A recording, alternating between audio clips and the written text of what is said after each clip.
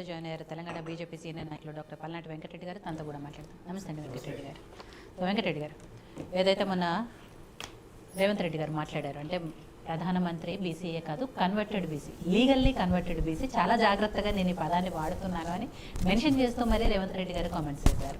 So దానికి BJP నాయకుల నుంచి కూడా రివర్స్ కౌంటర్ వస్తుంది. అంటే ఆయన అవగాహన లేకుండా మాట్లాడుతున్నారు, లేకపోతే డీకే అరుణ గారు అన్నారు ఆయన లక్కీ డిప్ సీఎం అని, ఇలా రకరకాలుగా ఆయన మీద రివర్స్ కౌంటర్లు ఇస్తూ వస్తున్నారు. ఇప్పటివరకు గంధరాములు గారు చెప్పినట్టు అంటే రేవంత్ రెడ్డి గారు ఏ ఉద్దేశంతో ఆ మాట అన్నారు అని, బీసీ ప్రధాని అని చెప్పుకునే మోడీ గారు బీసీల పట్ల చిత్తశుద్ధి లేదు, బీసీ జనగణన చేయట్లేదు, వీటన్నిటికీ సమాధానం చెప్పాల్సింది పోయి రేవంత్ రెడ్డి గారు అన్న మాటను పట్టుకుని దాన్ని అనవసరంగా బీజేపీ నాయకులు రాద్ధాంతం చేస్తున్నారు. ముందుగా మీకు అలాగే యూటీవీ ప్రేక్షకులకి ప్యానల్ మిత్రులకు నమస్కారం. ఇక్కడ మేము భారతీయ జనతా పార్టీ కాదు ఇక్కడ రాద్ధాంతం చేసేది, కాంగ్రెస్ పార్టీ చేస్తూ ఉంది. కాంగ్రెస్ ప్రభుత్వంలోకి వచ్చాక ప్రభుత్వంలోకి వచ్చాక అప్పటి నుండి ఇప్పటిదాకా రాద్ధాంతం చేసుకుంటూ పోతుంది తప్పితే తెలంగాణ ప్రజల మీద ఎక్కడ కూడా అభివృద్ధి కానీ సంక్షేమ పథకాలు కానీ వాళ్ళు బాగుపడాలని ఆలోచన ఎక్కడ కనిపించట్లేదు. ఎంతసేపున్నా కూడా వాళ్ళకు ఒక మీడియాలో కనపడాలి, పేపర్లో కనిపించాలి. ఎందుకంటే వాళ్ళకి తెలుసు వాళ్ళ చేతగానితనం కనబడతా ఉంది, వాళ్ళు అభివృద్ధి చేయలేకపోతూ ఉన్నారు. ఇచ్చిన సంక్షేమ పథకాలు ఏవైతే ఉన్నాయో ఈ ఊరికి చెప్పాల్సిన 6 గ్యారెంటీలు కానీ వాళ్ళ ఇచ్చిన 400 అంశాలు అక్కడ పక్కన పెట్టేసేసి దాన్ని పట్టించుకోకుండా ప్రతిసారి ఏదో ఒక టాపిక్ తీసుకొస్తారు. అంతకుముందు కూడా అంతే, ఒక మూసి ప్రక్షాళన కానీ, హైడ్రా కానీ, లేకపోతే ఈరోజు బీసీ కులగణన కానీ, లేకపోతే ఏదైనా కంపెనీస్ పెట్టాలంటే ల్యాండ్ ఎక్వైర్మెంట్ కానీ, ప్రతి దాంట్లో కూడా ఏదో ఒక రాద్ధాంతం చేయడానికి ట్రై చేస్తూ ఉన్నారు. డైవర్టిఫికేషన్ పాలిటిక్స్ తప్పితే వాళ్ళు ప్రజల్ని డైవర్ట్ చేయడానికి ట్రై చేస్తున్నారు తప్పితే తెలంగాణ ప్రజల మీద, తెలంగాణ ప్రజల అభివృద్ధి మీద ఎక్కడ కూడా చిత్తశుద్ధి లేదు. వాళ్ళకి ప్రతి ఒక్కరు కూడా అంటే చెప్పాలంటే వాళ్ళ మీద డౌట్లు వస్తున్నాయి, చేయగలుగుతారా లేదని. ఫర్ ఎగ్జాంపుల్ బాగానే ఉంది, బీసీ కులగణన ముందుకు తీసుకొచ్చినప్పుడు దాని మీద ఎంత బాగా అవేర్నెస్ చేయాలి, ఫోకస్ చేయాలి, ప్రతి ఒక్కరు కూడా పాల్గొనాలి. ప్రతి ఒక్కరు పాల్గొంటేనే రేపొద్దున ఒక సమగ్రమైన ఒక రిపోర్ట్ వస్తుంది. ఆ రిపోర్ట్ని బట్టే రేపొద్దున సంక్షేమ పథకాలు కానీ, అభివృద్ధి కానీ ఏదైనా చేయాలంటే దాన్ని పట్టుకొని చేస్తారు కదా. కానీ అట్లాంటిది ఏమీ లేదు, 1 వీక్లో ఫినిష్ చేయాలి, ఏదో ఒకటి చేయాలి, ధనాధన చేసేయాలి. అది ఎట్లా అయిపోయిందంటే అవేర్నెస్ లేకుండా చాలామంది, ఇప్పుడు మనం మీడియాలో మాట్లాడినా కూడా మా ఏరియాకి రాలేదు అంటే మా ఇంటికి రాలేదని చాలామంది చెప్పుకుంటున్నారు. అలాంటిది ఎందుకు వచ్చింది? అంతకుముందు బీఆర్ఎస్ హయాంలో అట్లాగే ఇప్పుడు సమగ్ర కుటుంబ సర్వే చేశారు, చాలా పెద్ద అవేర్నెస్ తీసుకొచ్చారు, ప్రతి ఒక్కరు కూడా పాల్గొన్నారు. అంటే ఎక్కడ రాష్ట్రాల నుంచి వచ్చి పాల్గొన్నారు.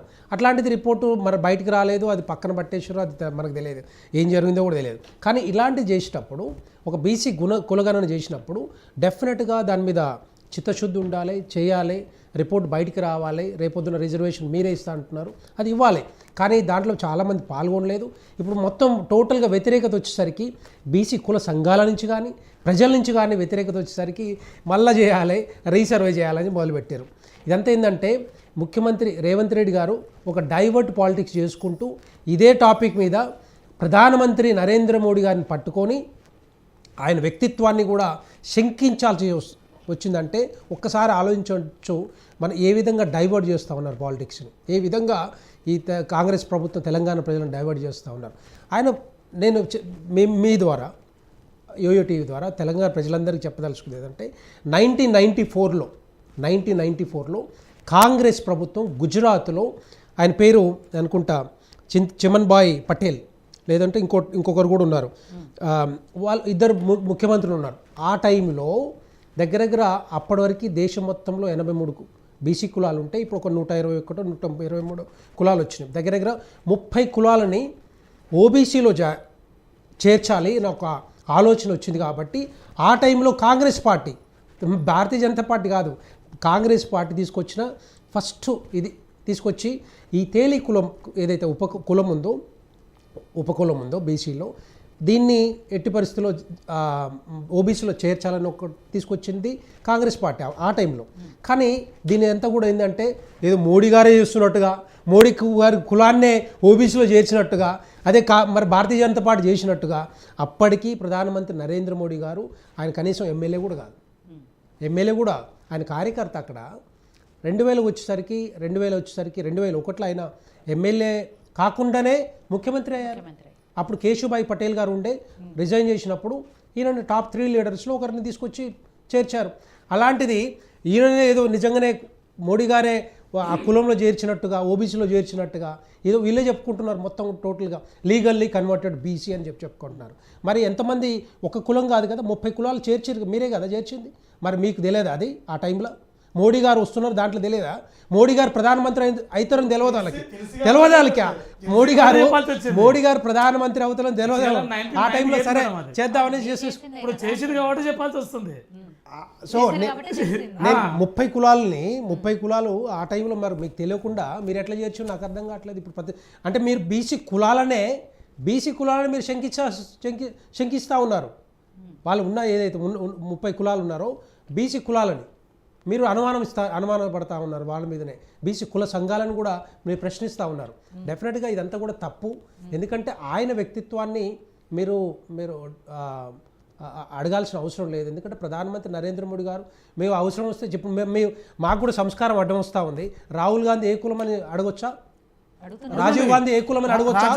సోనియా గాంధీ రాజ్యాంగం ఎక్కడ ఉంటుంది? రాజ్యాంగము సరే రాజీవ్ గాంధీ ఫాదర్ ఎవరు చెప్పమని చెప్పండి. రాజీవ్ గాంధీ ఫాదర్ ఎక్కడి నుంచి వచ్చాడు? ఒక పార్సీ ఒక ముస్లిము అక్కడి నుంచి వచ్చిండు. మరి ఆయన కొడుకు రాహుల్ గాంధీ ఆయన ఎవరు? రాజీవ్ గాంధీ ఫాదర్ ఏమైతాడు? ఎవరు చెప్పండి మీరే. తండ్రి దగ్గర నుంచి వారసత్వం వస్తుంది కదా, కులం కూడా అట్లా వస్తుంది కదా, కులం కూడా అట్లాగే వస్తుంది కదా. నేనేమంటున్నానంటే రాజీవ్ గాంధీ దగ్గర నుంచి రాహుల్ గాంధీకి వస్తుంది. రాహుల్ గాంధీ ఏ కులం చెప్పండి మీరు, స్ట్రైట్ చెప్పండి. రాహుల్ గాంధీ ఏ కులం? అది కూడా అంటే మాకు సంస్కారం వల్ల వస్తుంది, మేము మాట్లాడలేము కదా, మేము మాట్లాడడం మీలాగా. కానీ ఇలాంటి మాట్లాడేంద్రే ఆయన బీసీ, డెఫినెట్గా బీసీ అని చెప్పాలి. లీగలీ కన్వర్టెడ్ బీసీ, ఆయన బీసీ కాదు. ఇవన్నీ నాకు అర్థం కాదు. ఎందుకు ఆ మాటలేందుకు, అలాంటి మాటలేందుకు, ఇలాంటి ఎగిరెగిరి పడే అప్పట్లో లీగల్లీ కన్వర్టెడ్ బీసీ కాబట్టి అది సర్టిఫికెట్స్ వరకు మాత్రమే ఆయన బీసీ, బట్ మనస్తత్వం మాత్రం బీసీలకు వ్యతిరేకంగా వాళ్ళు చెప్తారు. అట్లాగే నేను ఇప్పుడు ప్రశ్నిస్తా ఉన్నా, మీరు 50 నుంచి 60 సంవత్సరాల పరిపాలన ఉన్నారే, అప్పుడు మీరు బీసీలకు గుర్తు రాలేదా? బీసీ కుల గణన చేయాలని గుర్తు రాలేదా మీకు? ఎందుకు రాలేదు అప్పుడు? ఇప్పుడు ఎందుకు వచ్చింది ఆ ప్రేమ? ఎందుకు ఇప్పుడు ఎందుకంటే ముస్లిం ఓటర్లు కాకుండా బీసీల ఓట్లు కూడా కావాలి వీళ్ళకి అని చెప్పేసి ఇప్పుడు గుర్తొచ్చి బీసీ కులగణన చేద్దామని చూస్తున్నారు. రాహుల్ గాంధీ కూడా అదే ముట్టుకుంటున్నాడు. ఎందుకంటే ఏ ఎలక్షన్ వచ్చినా కూడా, ఏ రాష్ట్రంలో ఎలక్షన్స్ వచ్చినా కూడా భారతీయ జనతా పార్టీ గెలుస్తూ ఉంది, రాహుల్ గాంధీ ఓడిపోతున్నాడు, కాంగ్రెస్ ఓడిపోతున్నాడు, ఏదో ఒకటి తీసుకురావాలి ముందుకి. వీళ్ళకు కనీసం వీళ్ళ కులమేదో తెలియదు, కానీ మిగతా వాళ్ళని ప్రశ్నించే ధైర్యం దమ్ముందా వీళ్ళకి? ఎందుకు అనాల్సి వచ్చింది? మీరు అడగండి. ఎస్, మా రాష్ట్రానికి నిధులు కావాలి, సంక్షేమ పథకాలు కావాలి, అభివృద్ధి కావాలి, వాటి గురించి అడగండి, డెఫినెట్గా చేస్తారు. కానీ మీరు వ్యక్తిత్వాన్ని ప్రశ్నిస్తా ఉన్నారు. గిట్లనే అంతకుముందు మోడీ కేడీ బోడీ అంటే మేమేం చేసినామో తెలుసు, గట్లగా అవుతుంది ఇప్పుడు కూడా గదే చేస్తారు. మళ్ళీ గ్యారెంటీగా చేస్తారు. 2 రోజులు ఆగితే మీరు తెలుస్తుంది మేము ఏం చేయాలో చేస్తారు. భారతీయ జనతా పార్టీ అంత ఆషమాషిగా తీసుకోవద్దు దాన్ని. ఎప్పుడు కూడా వ్యక్తిత్వాన్ని మీరు గుర్తుంచుకోవాలి. ఎప్పుడు కూడా వ్యక్తిత్వాన్ని శంకిస్తున్నారంటే, వ్యక్తిత్వాన్ని ప్రశ్నిస్తున్నారంటే డెఫినెట్గా భారతీయ జనతా పార్టీ సీరియస్ తీసుకుంటుంది, అంత ఈజీగా వదిలిపెట్టదు.